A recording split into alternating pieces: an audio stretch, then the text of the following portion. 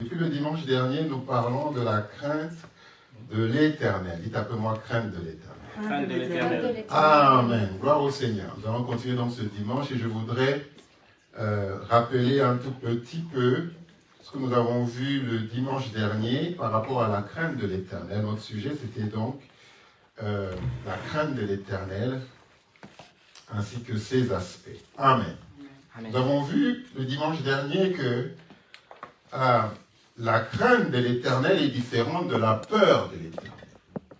Alléluia. Nous avons vu que quand on a peur de l'Éternel, on fuit sa présence. Par contre, quand on a la crainte de l'Éternel, on se rapproche de lui. Amen. Nous avons donné l'exemple de Adam et Ève. Après avoir mangé du fruit défendu, ils se sont cachés. Ils ont fui la présence de Dieu. Ils ont oublié que Dieu est un Dieu de miséricorde. La Bible dit que Dieu ne nous considère pas selon nos péchés. Il ne nous traite pas selon nos iniquités. Je me suis toujours posé la question de savoir, après avoir commis cette erreur, si Adam et Ève étaient juste revenus vers Dieu et demandaient pardon. C'est que, en fait, ils ont fui sa présence, ils se sont cachés. Amen. Quand on a la crainte de l'Éternel, elle nous rapproche de lui. Amen. Gloire au Seigneur. Quand on a la crainte de l'Éternel, on est ce qu'il est. Et on aime ce que Dieu aime. Amen. Nous avons aussi dit que beaucoup de gens aiment Dieu, mais n'ont pas la crainte de Dieu. C'est-à-dire qu'on va tout faire, on va venir à l'église, on va écouter la parole de Dieu, on va même prier, on va même louer, mais faire quand même ce que Dieu ne veut pas que l'on fasse. On peut avoir fait 20 ans dans une église, venant chaque jour, priant, chantant et louant, mais quand même vivre dans le péché. Continuer à faire des choses que Dieu désapprouve. Mais être très actif dans l'œuvre de Dieu. Alléluia. Donc nous avons dit que la crainte de l'Éternel, c'est avoir confiance en lui. La crainte de l'Éternel, c'est l'honorer. La crainte de l'Éternel, c'est le passer avant tout. La crainte de l'Éternel, c'est de prendre nos choix ou faire nos choix selon Dieu. Alléluia. Nous avons aussi dit, frères et sœurs, que Jésus-Christ, la Bible dit de Jésus-Christ qu'il avait la crainte de l'Éternel. Il avait l'esprit de la crainte de l'Éternel. Alléluia. Elle dit qu'il respirait la crainte de l'Éternel. Je pense qu'on le lit dans Proverbe, plutôt dans Ésaïe 11. Alléluia. Ésaïe 11, versets 2 à 3. Nous lisons. L'esprit de l'Éternel reposera sur lui, esprit de sagesse et d'intelligence, esprit de conseil et de force, esprit de connaissance et de crainte de l'Éternel. Amen. Donc, quand l'Esprit de Dieu repose sur toi, tu dois avoir la crainte de l'Éternel.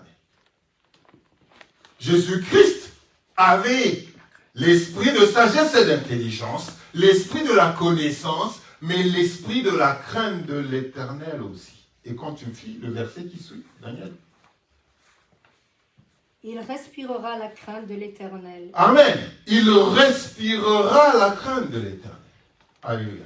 Ça veut dire que la crainte était tout le temps devant lui. Et lui, c'était le Fils de Dieu.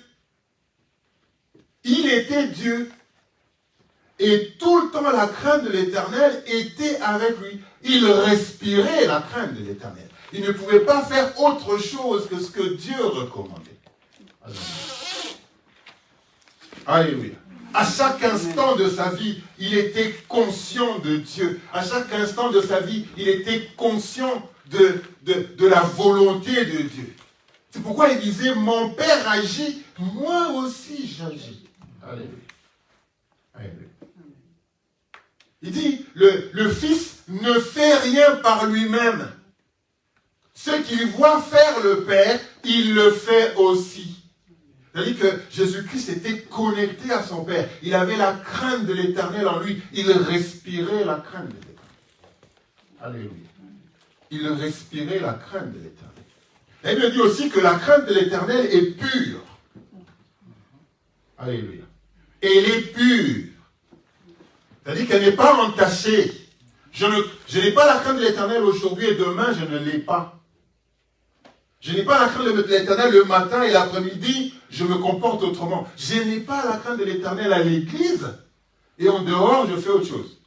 Je n'ai pas la crainte de l'Éternel dans un environnement chrétien, mais quand je suis au travail, sur mon lieu de travail, je fais avec les autres. Je fais ce que les autres font. Je suis dans le courant de ce que les autres font. Non, la crainte de l'Éternel, elle est pure. Alléluia. Elle n'est pas entachée par des actions, elle n'est pas entachée par l'environnement. La crainte de l'Éternel, elle est pure. Alléluia. C'est ce que nous avons dit le dimanche dernier. Aujourd'hui, nous voulons continuer. Alléluia.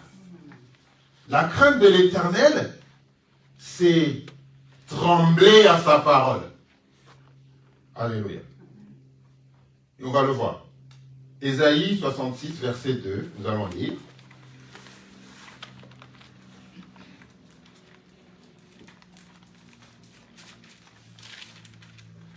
Amen. Toutes ces choses, ma main les a faites, et toutes ont reçu l'existence, dit l'Éternel. Voici sur qui je porterai mes regards, sur celui qui souffre et qui a l'esprit abattu, sur celui qui craint ma parole. Amen. Alléluia. Donc, Ésaïe 66, je vais relire.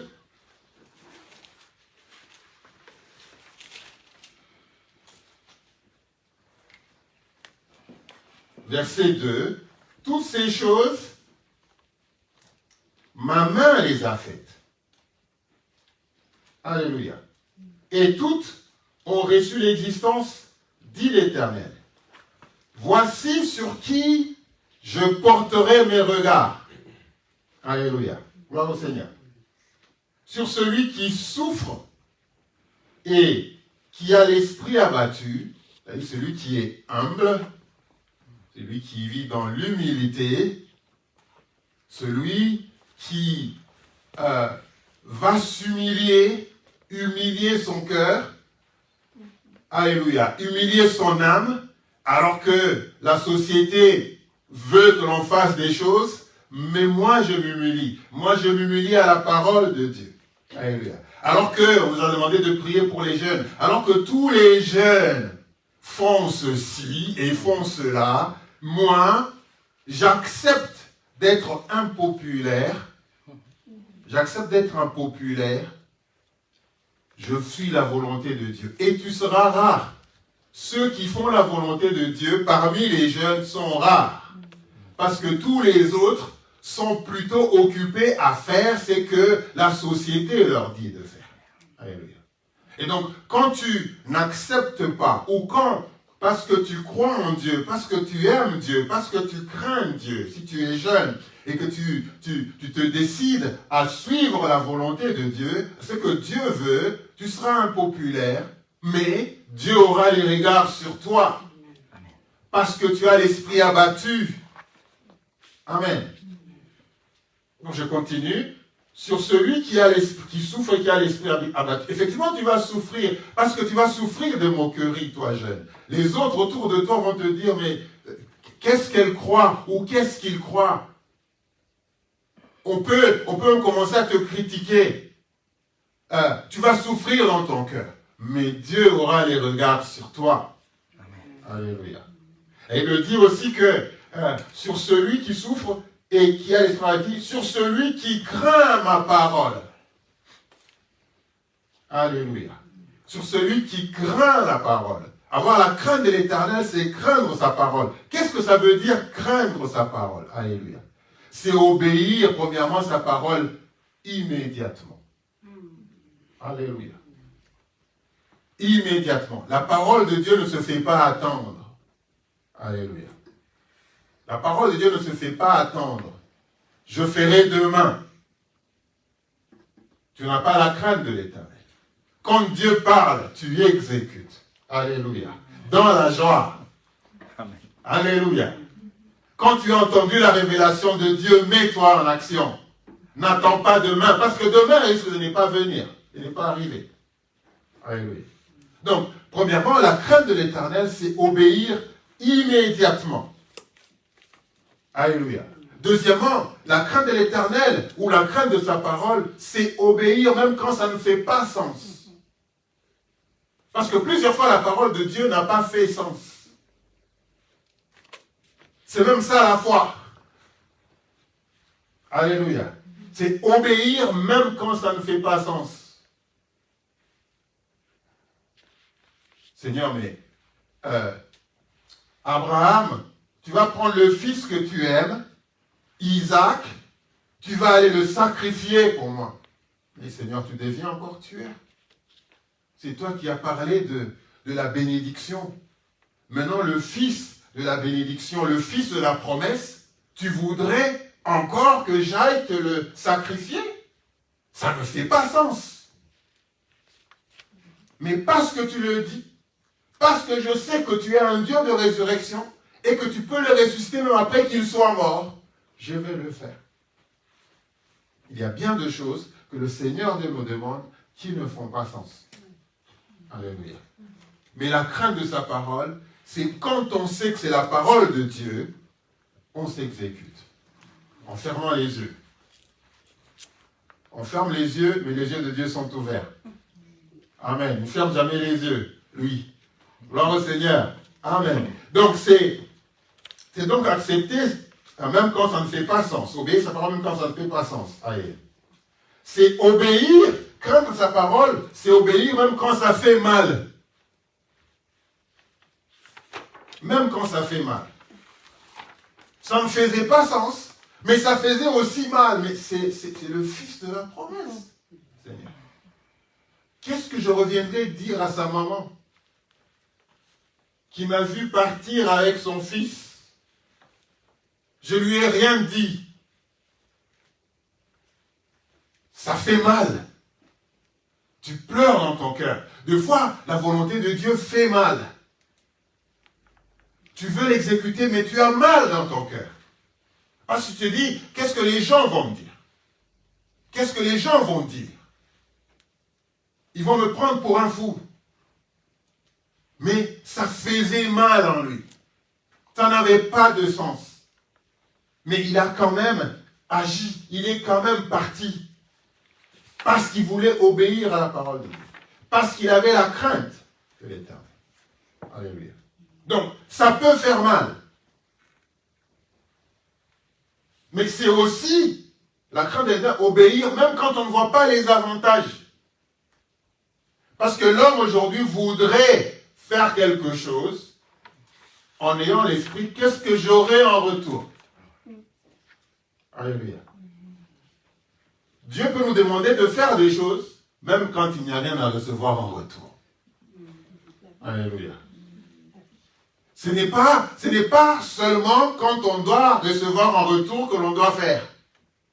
Quand Dieu dit, exécute, même quand il n'y a point d'avantage. Mais tu ne sais pas, peut-être que ceux qui hériteront quelque chose, ce sont les enfants. Vous savez, frères et sœurs, il y a des choses que l'on fait aujourd'hui dont les bénédictions reviendront sur nos enfants.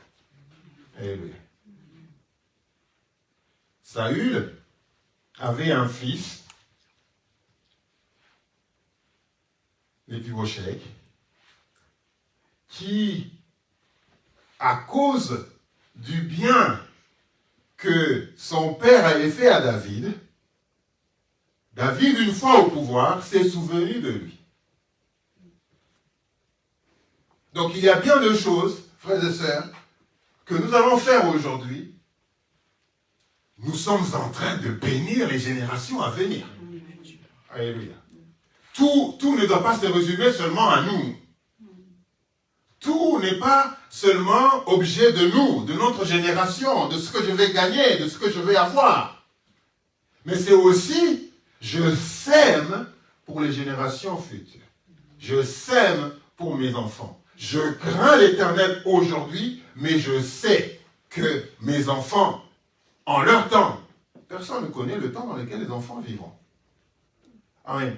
Nous, aujourd'hui, il y a bien de choses qui se passent aujourd'hui dont on n'avait aucune idée il y a 20 ans.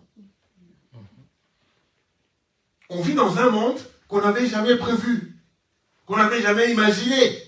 Et je ne vous dis pas le monde dans lequel nos enfants seront parents. On n'en sait rien. Et donc aujourd'hui, tout ce que nous faisons, nous pensons à eux.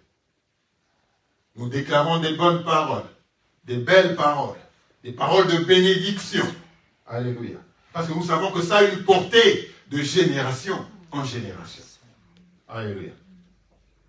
Donc, on peut obéir même quand nous-mêmes, nous ne voyons pas les avantages aujourd'hui. Alléluia. Mais la crainte de la parole de Dieu, c'est aussi obéir jusqu'à la fin. Parce que vous obéissez au début, et puis au milieu, avant l'accomplissement, on fait autre chose. Au début, on commence, on a le zèle, et puis après, on devient tiède. Au début, on commence bien avec le Seigneur, on a cet engouement, on a le zèle. Après quelques années, à cause des déceptions de la vie, à cause des déceptions des frères et des sœurs, même dans le Seigneur, on faiblit. Et donc, on obéit de moins en moins. Non, la crainte de la parole de Dieu, c'est obéir immédiatement. C'est obéir même quand ça ne fait pas sens. C'est obéir même quand ça fait mal. C'est obéir même quand on ne voit pas les avantages. C'est obéir, frères et sœurs, jusqu'à la fin. Alléluia. Gloire au Seigneur. Donc ça, c'est la crainte de l'Éternel. C'est la crainte de sa parole. Mais la Bible nous dit aussi que l'amitié de Dieu est pour ceux qui le craignent. Alléluia. Donc tu ne peux pas devenir ami de Dieu parce que juste tu pries, parce que juste tu loues, parce que juste tu chantes, parce que juste tu prêches.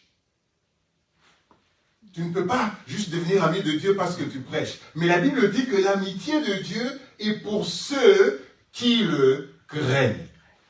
Daniel, tu nous lis dans Psaume 25, 14.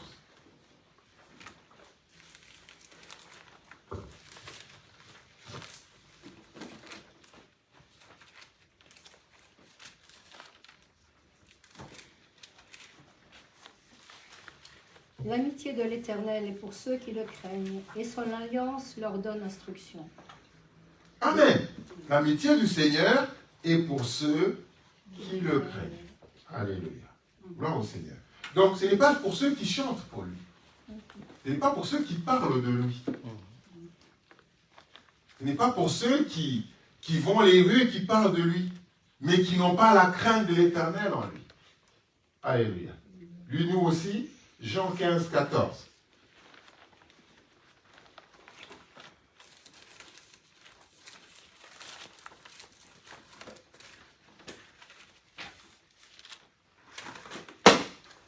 Vous êtes mes amis si vous faites ce que je vous demande. Amen. Vous êtes mes amis si vous faites ce que je vous demande. Pas si je fais ce que je veux. Pas si je fais ce qui vient dans ma tête. Pas si je fais ce que j'imagine être bien. Parce que ce qui est bien n'est pas nécessairement divin. Tout ce que nous faisons de bien n'est pas nécessairement divin. Tout ce que nous faisons de bien n'est pas nécessairement la volonté de Dieu. Vous savez, on envoie Saül, on dit, il faut m'exterminer tout. Les hommes, les bétails et tout. Lui, il arrive, il dit, est-ce que vraiment, Seigneur, on peut tout exterminer comme ça? Mais ça, c'est beau. Ça, on peut garder pour donner aux pauvres. Ça, on peut faire ça. Ça, c'est bien selon lui. Mais ce que le Seigneur lui a dit, c'est qu'il fallait tout exterminer. Donc, il y a bien deux choses que nous allons pouvoir faire parce que nous pensons, nous, que c'est bon ou que c'est bien, mais que Dieu désapprouve. Ce n'est pas cela sa volonté. Donc, ce n'est pas juste faire ce que l'on veut, mais c'est faire ce qu'il nous demande de faire. Se faire sa volonté. Alléluia. Donc, on veut être ami de Dieu, eh bien, il faut avoir la crainte de l'Éternel. Abraham était un ami de Dieu. Quand Dieu dit, cacherai-je ce que je veux faire à mon ami Abraham? Dans d'autres versions, on dit, les secrets de Dieu sont pour ceux qui le craignent. Alléluia. Tu veux pénétrer les secrets de Dieu, tu peux savoir ce que Dieu pense, ce que Dieu veut faire, ce que Dieu est en train de faire et ce qu'il est prêt à faire. Sois son ami. Et la crainte de l'Éternel. Alléluia. Tu vas arrêter de nous poser des questions, pasteur, qu'est-ce que le Seigneur... Non, tu vas arrêter de nous poser des questions. Parce que le fait que tu craignes Dieu, le fait que tu as la crainte de l'Éternel, Dieu va partager ce qu'il a de plus précieux avec toi. Pour ta famille, pour tes enfants, pour tes frères, pour tes sœurs, pour l'Église de Dieu, Dieu va partager ce qu'il a de mieux pour toi. Alléluia. Tu ne vas pas venir, si tu me dis, Dieu m'a dit, et que je vois que ta vie n'est pas, tu ne vis pas dans la crainte de l'Éternel, je vais me poser des questions. Comment est-ce que Dieu peut te dire des choses Or, ces choses-là, ce sont les secrets que Dieu partage avec ceux qui craignent l'Éternel. Donc, aie la crainte de l'Éternel, tu vas voir que Dieu va commencer à déposer des choses en toi. Il va commencer à te parler. Tu vas dormir comme ça, il te donne une vision. Et tu seras quelqu'un de précieux pour lui. Alléluia. Donc, à ses amis, il partage ce qu'il a de précieux. Alléluia. À ses amis, il partage ses secrets. Et je ne vous appelle plus mes frères ou mes serviteurs, je vous appelle mes amis. Alléluia. Gloire au Seigneur. Donc il est important, frères et sœurs, de comprendre que l'amitié de Dieu, c'est pour ses amis. Amen. Proverbe 23, verset 17.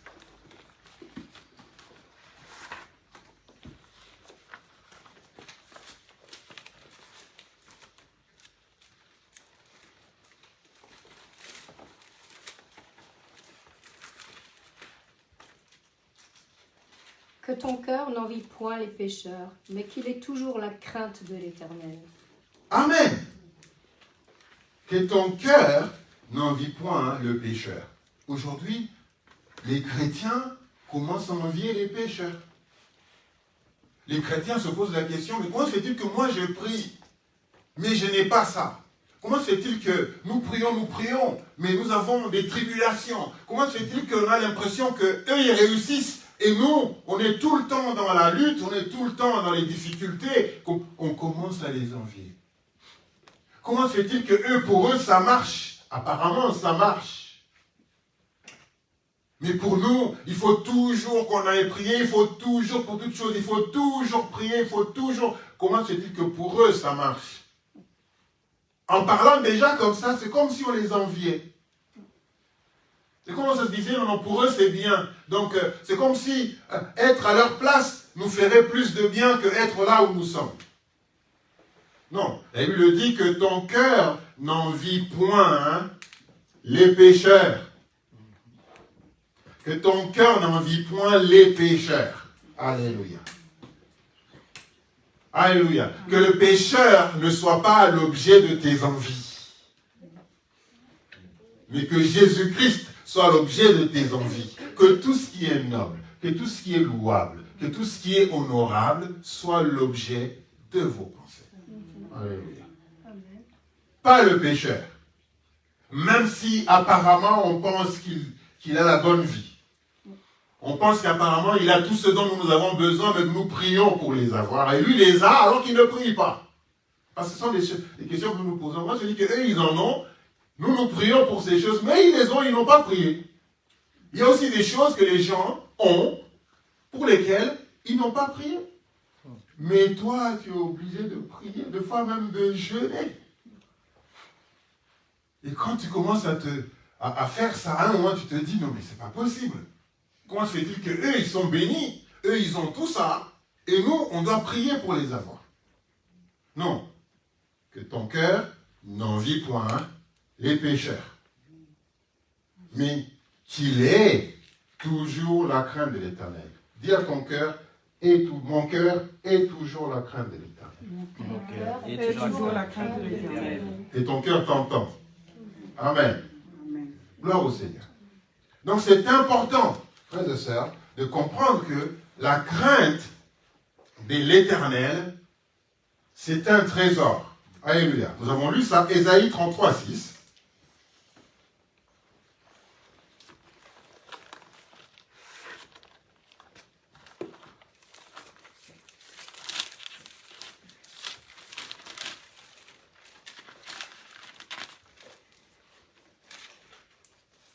Tes jours seront en sûreté, la sagesse et l'intelligence sont une source de salut, la crainte de l'Éternel, c'est là le trésor de Sion. Amen. Alléluia.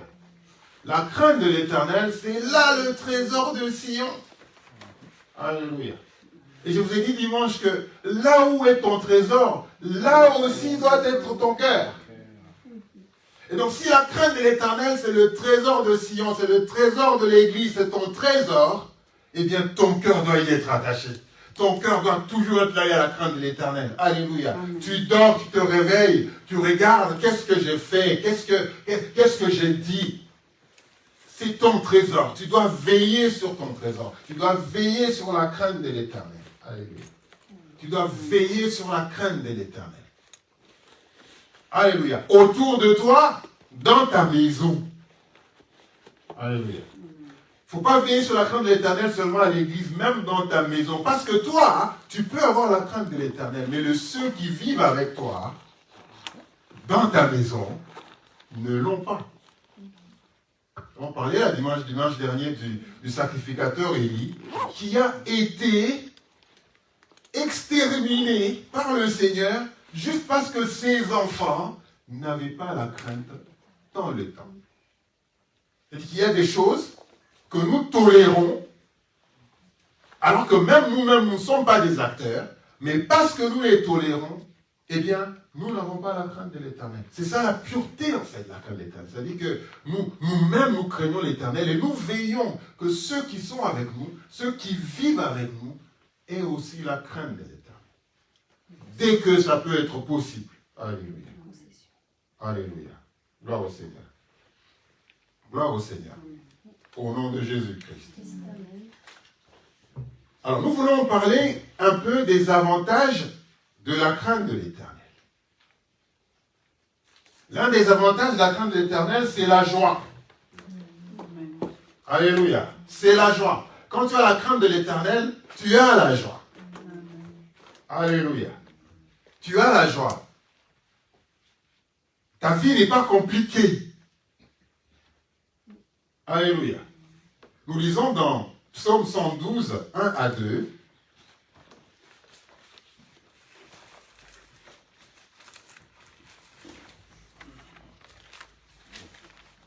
Psaume 112, 1 à 2.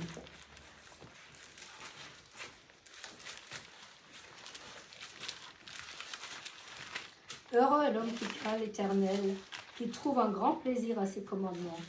Sa postérité sera puissante sur la terre. La génération des hommes droits sera bénie. Amen. Amen. Alléluia. Donc, heureux l'homme qui craint l'Éternel. Béni soit l'homme qui craint l'Éternel. Donc, il est béni celui qui craint l'Éternel. Il est béni chez lui, dans la maison. Il est béni dans l'église. Il est béni sur son lieu de travail. Il est béni dans sa famille. Il est béni au travers de ses enfants. Alléluia. sa postérité sera puissante sur la terre. Frères et sœurs, nous craignons l'Éternel et la Bible nous promet que notre postérité sera puissante sur la terre. C'est-à-dire des générations après génération, il y aura dans notre postérité, si nous avons la crainte de l'Éternel aujourd'hui, des hommes et des femmes puissants. Amen. Pour le Seigneur. Alléluia. Donc, une semence que l'on sème aujourd'hui, je l'ai dit, notre postérité en récoltera les fruits. Alléluia. La génération des hommes droits sera bénie. Amen. Gloire au Seigneur. Lorsque nous craignons l'Éternel, nous créons des hommes droits. Dans notre postérité, il y aura des hommes droits. Même quand nous ne serons pas là pour le voir, mais le Seigneur sera témoin. Alléluia. On n'a pas toujours envie de voir. On ne doit pas toujours voir.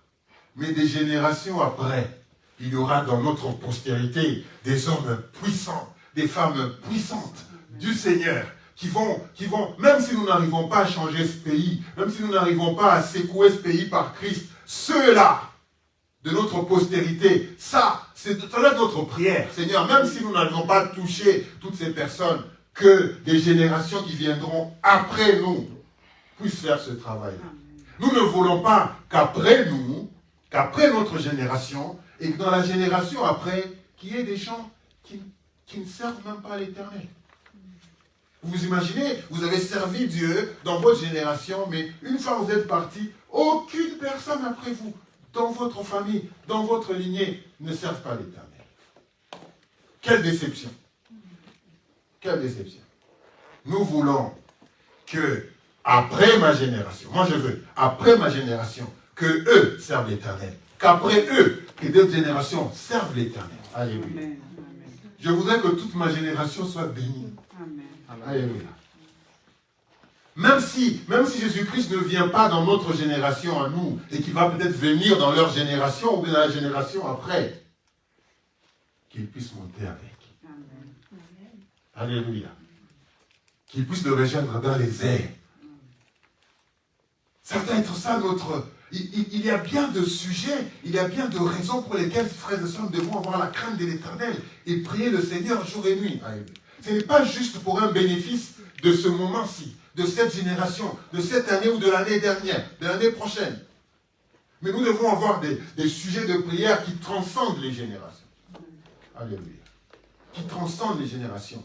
Vous qui avez toi et d'autres, qui ont déjà vu des petits-enfants et des arrière-petits-enfants, et même des fois des arrière-arrière-petits-enfants.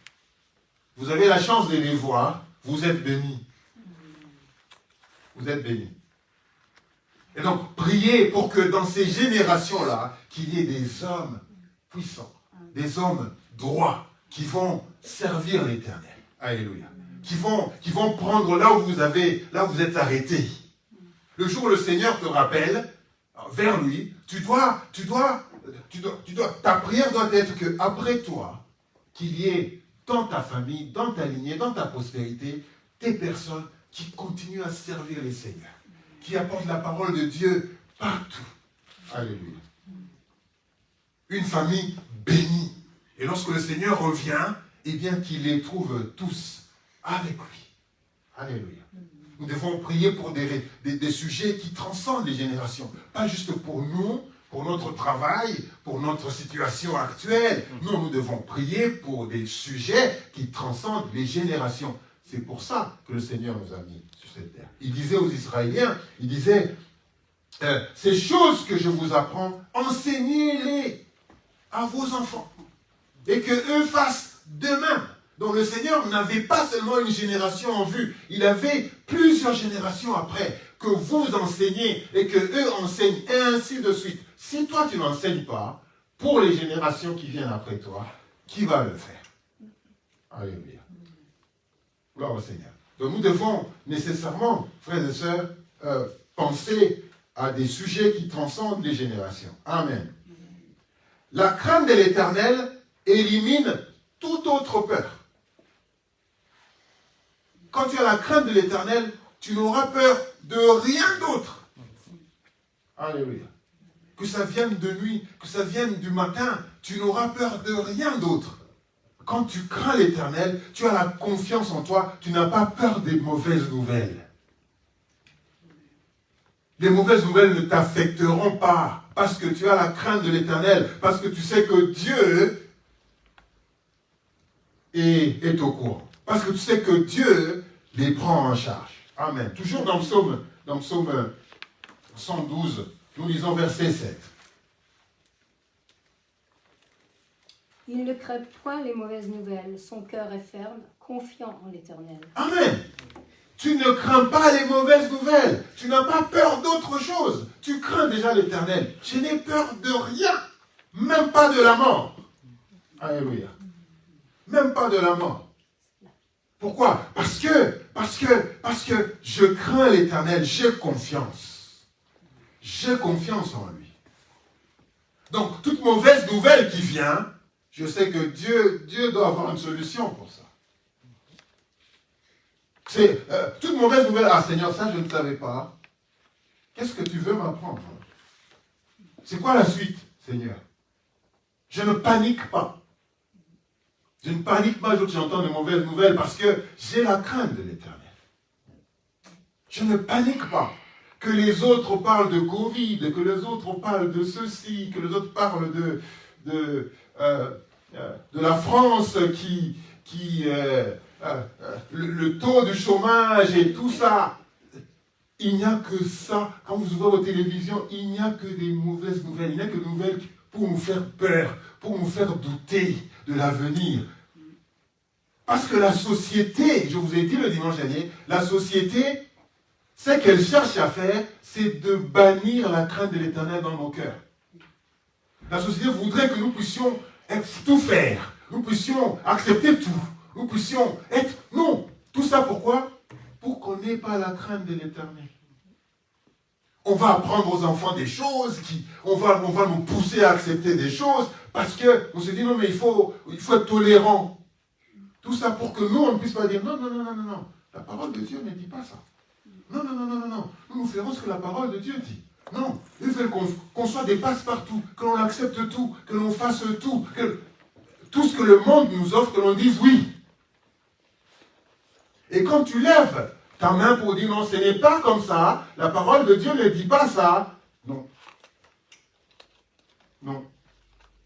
Les disciples, tous, ils ont été décapités parce qu'ils se sont levés dans une génération où il y avait des interdits, où on voulait bannir la crainte de l'Éternel dans leur cœur. Ils ont dit non. Et chacun est passé à la mort. Celui-là, il a été décapité.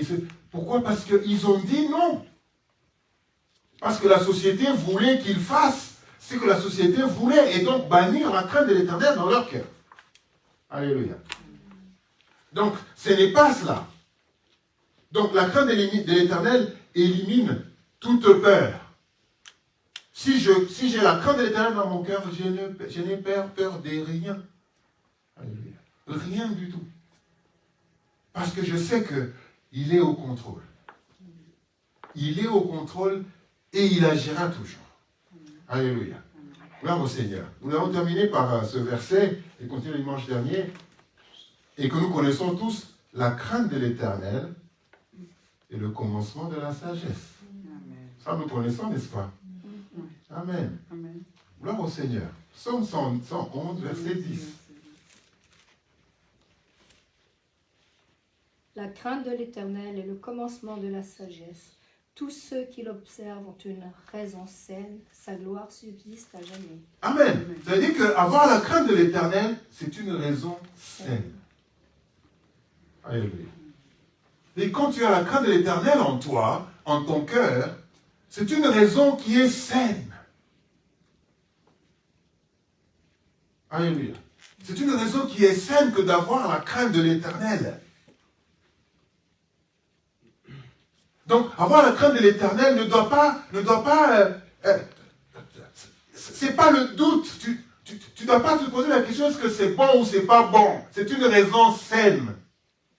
Alléluia. Tu ne dois pas avoir de doute lorsque tu es dans la crainte de Dieu. Même si le monde autour de toi te fait voir autre chose. Même si le monde autour de toi voudrait te faire accepter autre chose. Toi, sache dans ton cœur que la parole de Dieu dit que la crainte de l'Éternel est une raison saine.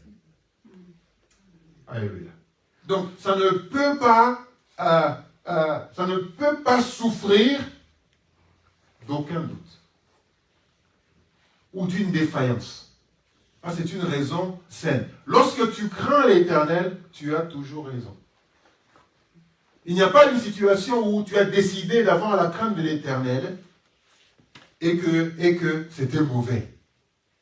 Et que ce n'était pas ce que tu devais faire. Chaque fois que tu as la crainte de l'Éternel, c'est toujours une raison saine. Donc, on ne doute pas. Lisons-nous encore Proverbe 9, verset 10. Proverbe 9. Proverbe 9, verset 10.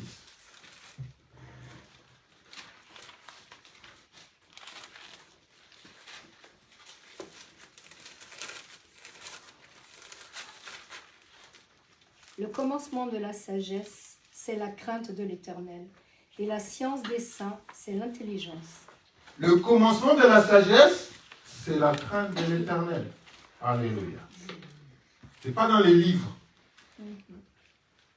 Le livre de la sagesse. Un auteur a écrit sur la sagesse. Et donc, je voudrais être sage. Ou alors, je vais sur YouTube. Je vois un monsieur qui parle de la sagesse. Je commence à suivre ça et dire, allez, je vais devenir sage en suivant ça. Non. Le commencement de la sagesse, c'est la crainte de l'Éternel. C'est savoir ce que Dieu aime et commencer à aimer. Et savoir ce que Dieu est et commencer à haïr ces choses-là. Qu'est-ce que Dieu aime? Ce que Dieu aime, c'est ça que moi je vais aimer. Dans ma génération, ce que Dieu aime, c'est ça que moi je vais aimer. Ce que Dieu ne veut pas, moi non plus je ne veux pas le vouloir. Alléluia. Parce que Dieu, il a le regard sur ceux qui ont la crainte de l'Éternel. Et donc je voudrais avoir le regard de Dieu tout le temps. Vous savez, quand vous savez qu'il y a quelqu'un qui vous regarde, chaque fois qu'il y a quelqu'un qui te regarde, tu commences à te poser la question, mais pourquoi il me regarde? Tu vas te dire, mais est-ce que je suis bien habillé ou pas? Mais c'est pas possible, pourquoi il me regarde comme ça? N'est-ce pas qu'on se pose ces questions-là? Est-ce qu'il y a quelque chose que je n'ai pas bien fait? On se pose ces questions-là. Mais là, imaginez que c'est Dieu qui nous regarde. C'est-à-dire qu'il voit tout danger. Il voit tout complot. Il voit tout ce que les gens sont en train de faire. Il voit et il nous revient et il nous délivre. Alléluia. Pourquoi? Parce qu'il a tout le temps le regard sur nous. Donc ça veut dire aussi qu'il y a des gens sur qui Dieu n'a même pas le regard. Si le regard de Dieu est pour ceux qui le craignent, ça veut dire qu'il y a des gens, ceux qui ne le craignent pas, Dieu ne regarde pas. Oh, il y a même des églises dont la crainte de Dieu est inexistante, et donc Dieu n'a pas le regard sur cette église-là. Il y a même des pasteurs, des serviteurs de Dieu, qui n'ont pas la crainte de l'Éternel, sur qui Dieu n'a même pas de regard. Ça fait mal. Ça fait mal. On a besoin de servir l'Éternel et de sentir que Dieu a le regard sur nous. L'apôtre Paul disait, je ne voudrais pas qu'après avoir prêché toutes ces années, et qu'un jour je sois rejeté. Donc, tout le temps, lui aussi, était conscient de la crainte de l'Éternel. Chaque fois qu'il marchait, en tout cas quand il a cru, il était conscient de la crainte de l'Éternel. Il était tout le temps devant lui. Là, il disait, non, je ne voudrais pas qu'après avoir travaillé pour le Seigneur, qu'à la fin, je ne fasse pas partie de ceux que le Seigneur aime. En frères et sœurs, si nous aimons le Seigneur, essayons aussi d'avoir la crainte. La crainte de sa parole, la crainte de sa personne, la crainte de ses commandements. Alléluia. Alors à ce moment-là, nous aurons les regards de Dieu sur nous et nous saurons que Dieu veille sur chacun d'entre nous. Alléluia. Si dans ta famille, dans ta maison, il y a la crainte de l'Éternel. Je vois dans des maisons où vous entrez, vous avez, c'est écrit au mur, moi et ma maison, nous servirons l'Éternel. C'est écrit au mur. Mais dans cette maison, personne ne sert l'Éternel. Ou alors il y en a quelques-uns et d'autres pas. Que Dieu fasse, même si c'est un début, que Dieu fasse que, quand nous servons l'Éternel en tant que parents, que nos enfants nous suivent aussi. Amen. Alléluia. Et ça doit être notre prière de tous les jours. Et Dieu écoute les prières. Ne soyons pas dans les soucis, ne soyons pas dans la crainte, ne soyons pas dans les soucis de se dire, mais Seigneur, non. Prions pour que ceux de notre maison aussi puissent donner leur vie au Seigneur Jésus-Christ. Ceux de notre maison puissent aussi avoir la crainte de l'Éternel. Pour que notre maison soit parfaite, notre maison puisse plaire à Dieu. Le souci de ton cœur, le Seigneur le connaît. Le Seigneur voit. Il voit la crainte que tu as pour lui et il sait les soucis que tu as pour ta famille, pour tes enfants, pour tes arrière-petits-enfants. Il voit ce souci-là. Mais continue à prier. Continue à prier. Un jour, Dieu va susciter la crainte. Dieu va répandre un esprit de la crainte de l'Éternel dans ta maison, dans les cœurs de tes enfants et des enfants de tes enfants. Que Dieu bénisse ta parole. Amen. Amen.